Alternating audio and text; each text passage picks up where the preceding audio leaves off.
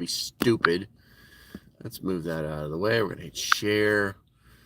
And we're copy link. Give me a second. Give me a second. I'll be right with you.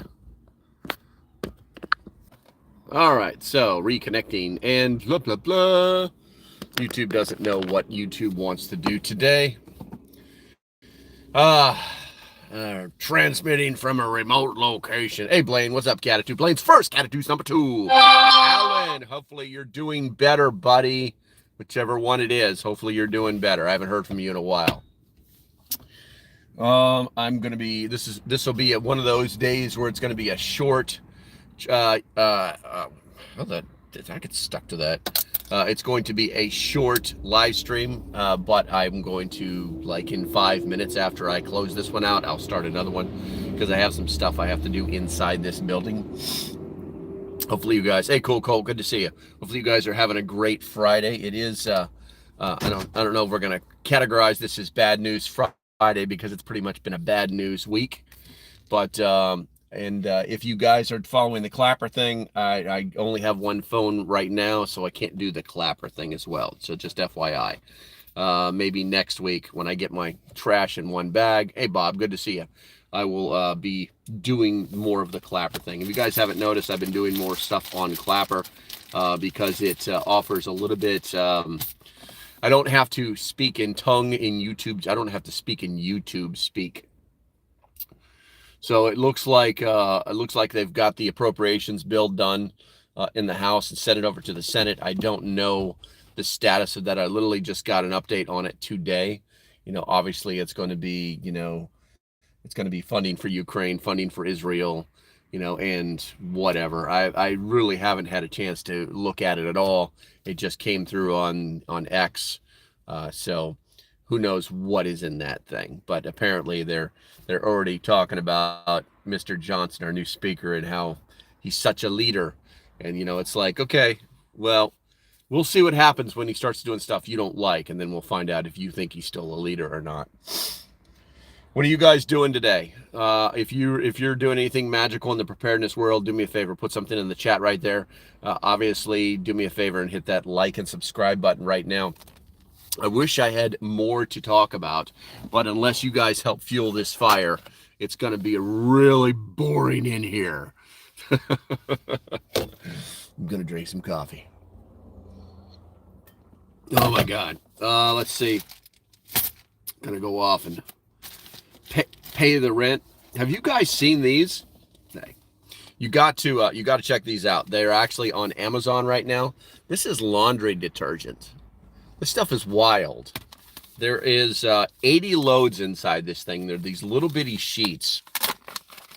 I picked these up and we tried them out, and they're freaking awesome. They take up like 0 space, and you can buy like 3 of these packs.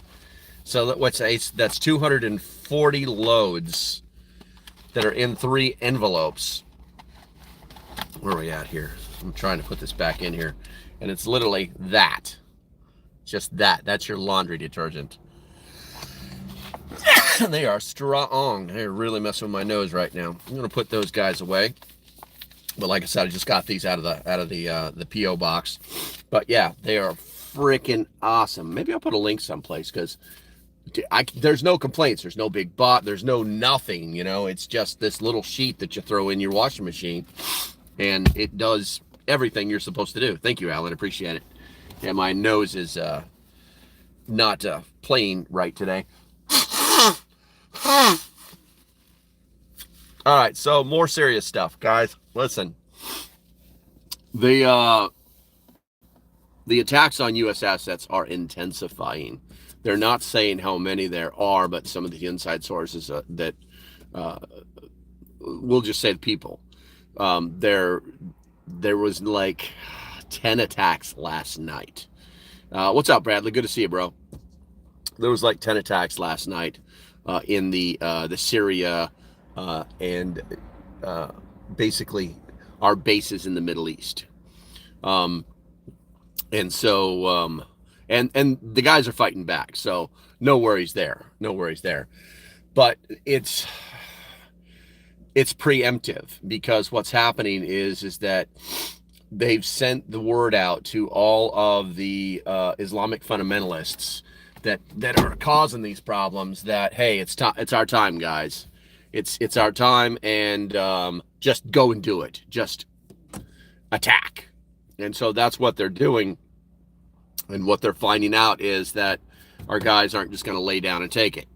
They're also finding out that there are some defense systems that are already in place that are stopping these attacks. A lot of them are rocket attacks.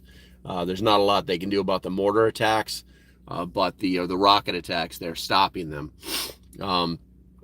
And they're probably also killing they're probably killing guys just as fast as they can see them. So be aware that your guys are fighting back. They are doing what they're paid to do, and that this is all preemptive on the bad guys' side. Now, when I say preemptive, it's like, why are they doing this? Well, they feel like there's an opening. This is their chance for jihad. This is their chance to actually do what they want to do, instead of just staring at us with a glaring eye, and smiling at us during the day, when it's like when they bring whatever they're bringing into the fob, that kind of thing. It's actually quite dangerous, because it's combat where you don't know who your enemy is, and you don't know who you can trust, and you want to trust, but you know that you can't trust them, because the second that you do, they're going to kill you. So these are things that they're going through right now overseas. But how does this affect us here in the United States? Well, the reality is that there's been a lot of mistakes made that have allowed this to happen.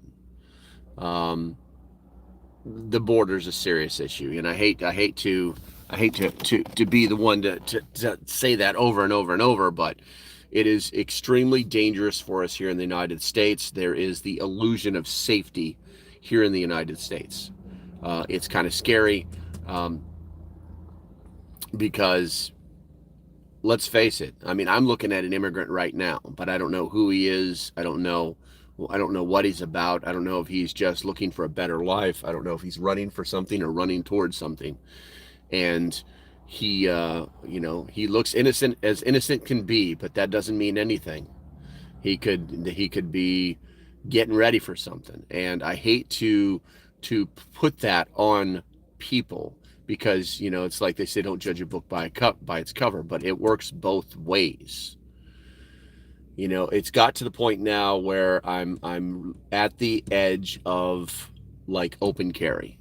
I'm at the edge of open carry, because I don't feel safe sometimes. I don't feel safe in my own little town here that is like one of the safest places in the world. It's pretty bad, and where I'm running, doing the asset protection, or basically taking care of this person who is who walks and runs in the morning, and doing like security stuff with them, just because they don't feel safe. And in fact, we actually had an incident 2 days ago where we had to change patterns, off suit, because this guy came out of nowhere, and he was just like really weird, like just standing there in the dark and like wanting us to walk right towards him, so things are changing here in America. Things are not as safe as we believe that they are. And things will likely get worse. I pray that they do not, but things will likely get worse, and worse in a way that we don't want to deal with, but we have to. And I guess the first step is you're going to have to learn to keep your distance from certain people. It's that easy. You can't let people just walk up on you anymore. It's it's not safe anymore. It's not safe anymore.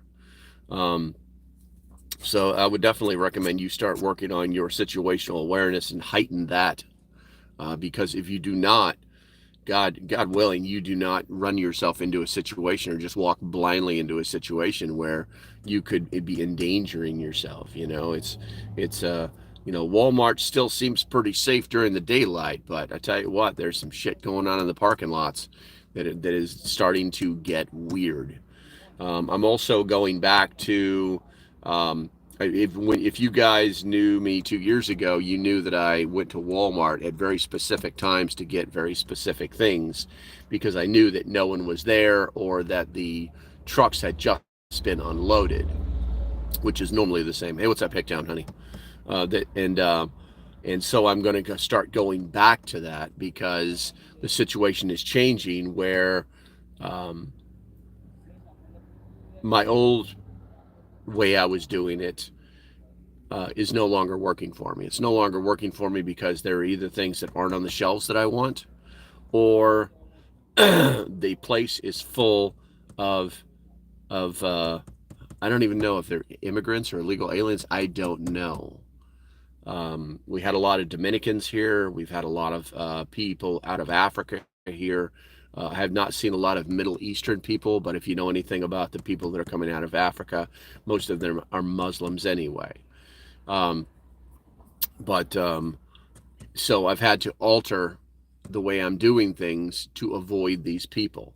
And one would take the complete 100% ugly American stance. Well, America, this is ours. Well, those move around us. Well, no, that's not what's going to happen. That's not the way it's going to work. So be aware of your mentality and the fact that you may be 100% wrong in assuming that everything is safe and it's going to be the American way of life and so on and so forth. Because things are changing. Things are changing very rapidly. And you have to adapt to it. If you don't, you could find yourself in a very bad situation. I'm going to take this sip of coffee. Do me a favor, guys. I see there's 10 of you in here and only 6 thumbs up. If you do me a favor, smash that like button for me. It really does help the channel. I don't think that there's anybody in here that's new, but if you are here and new, and then do me a favor, hit that subscribe button.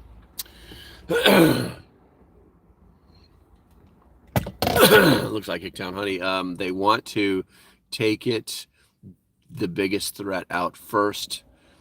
They want to take the biggest threat out first. True. Proactive is better than reactive. Hicktown Honey says absolutely. Knowing what your defensive posture is, knowing where the bad things could be, being prepared. There's a huge difference between just strapping up and then walking in blindly. You have to have your head on a swivel. You have to be walking with purpose. You have to present yourself as someone who not to mess with. And unfortunately, it's unfortunate, but your friends will know who you are. So it doesn't really matter how they see you. They're going to see you as your friend, as their friend. But to the people that are not, that do not know you, that are new to your community, that just seem to be appearing out of nowhere, they need to understand just by looking at you that you're not someone that is just walking willy-nilly around and can do anything they want. Hey, All-American Prepper, good to see you. Good to see you, bro. So, knowing that you can move forward and actually do the things that you want to do.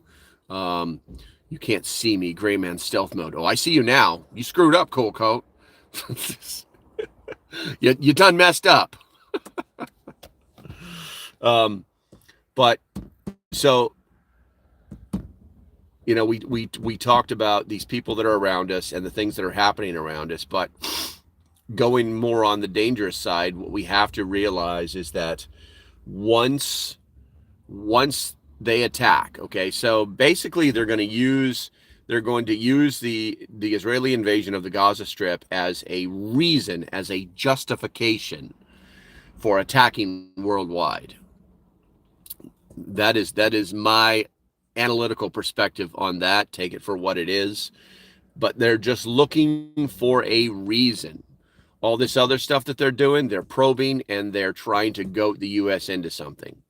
And we're not buying. We're not buying because tactically it's not smart. But basically our guys are under orders not to go full retard and kill everything they see. You know, those are rules of engagement, and those will obviously change at some point. Unfortunately, they normally change way too late, and a lot of people have to die before that actually happens. So Bradley says we need the CIA to do their job so that our soldiers can do theirs. That's true. Bob says definitely need to have a predetermined safe distance when you're out and about. Yeah, I mean, I keep my distance, but it's like so I'm not armed right now, but I've got this guy who's sitting outside this building talking on his phone, and it's clear he's not an American. But he doesn't appear to be posing a threat. But hey, I'm still in my car, and my car doors are locked. Not out of fear, just out of common sense, because it could literally be, my key is in the ignition. I could literally just say, okay, dude, and then just drive away. Don't even got to skid away. Just got to be like, whatever, and put it in gear and drive away. You can eliminate the threat by moving away from the threat. So, anyway, when they do go when they do go into Gaza, all hell is going to break loose internationally, and you can almost guarantee that the only people that'll probably cover it are the independent media, and I hate to say this, but Fox News. Fox News has been reporting all the attacks that are happening in Syria right now, and none of the other stations are talking about it. Zero communications on the mainstream media other than Fox News. Now, good or bad, that's what's happening. So I'm not saying go watch Fox. All I'm saying is that if you want to turn the TV on and find out what the hell's going on, you might want to turn the Fox on. You want to turn the Fox box on. All right, let's see here. When that happens,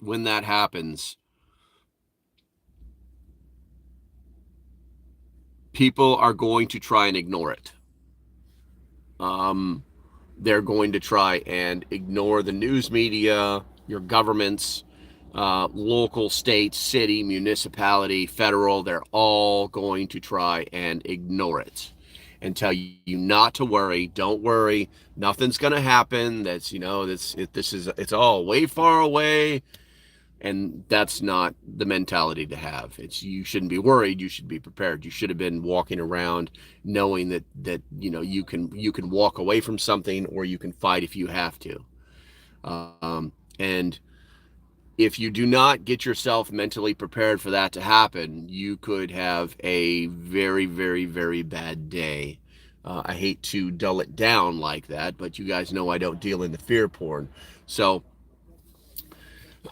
being prepared mentally for the things that are likely to come is something that we need to start doing now. I mean, let's just lock it down, guys. Have you stored water? Because when all this shit goes down, if it goes down the way my brain is telling me it's going to go down, you're going to be at home a lot, and will your water get shut off? Probably not, but what if that is part of their plan to attack the logistical systems of small towns? Basically like, oh my God, did you know that your water is gravity fed? That's what those towers actually do, and that the generators that may or may not be at your water tower they're only powerful enough to move so much water in one day, which is not enough, and that each one of those towers probably has 3 days worth of water in it. So why are you not storing water so that you're not dependent on, so that you're not dependent on the infrastructure? If you've got a well, that's great, but is that well is that well got enough back pressure in it, and what most wells don't, to move the water up to where you want it to be? Do you need a generator? Do you have a hand pump? Is it primed? Is it the kind that you have to pre-prime? All these variables that you should be thinking about. Because I tell you what, man, if they just play by the same rules that they're playing by in Israel, that was one of the first things that I did. I would just take out all these water towers. What are they going to do? What are you going to do if they take out the water tower? Siege mentality. What? Siege mentality is that you have enough food, water, and security to outlast the people that are trying to put you into a siege. Is that easy? It's that easy. So if you're not storing some water, shut up, phone. If you're not storing some water, then you are making a very, very big mistake. So go get yourself some water, or go get yourself some containers to put water in. No, you can't use milk jugs. It doesn't work that way. Um, let's see. I've got about an hour or 1 minute and 45 seconds before I have to kill this live stream, but I will come back in about 5 minutes.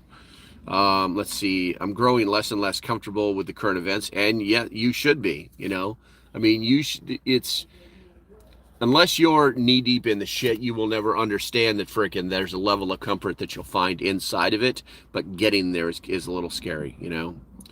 Our system is fragile and vulnerable. Yes, it always has been. It absolutely has been. We've always depended on the fact that if our enemies wanted to get to us, that they would have to cross a damn ocean, and that always protected us. But with the border situation, that all disappeared.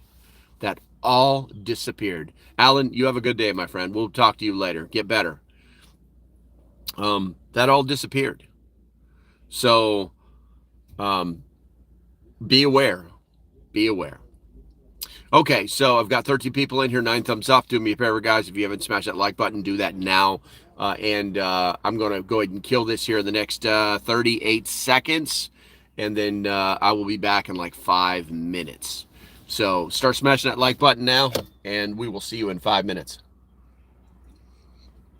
All right, guys, I'm going to push the buttons now, and we shall talk to you later, or in 5 minutes. Bye-bye. See you in 5 minutes.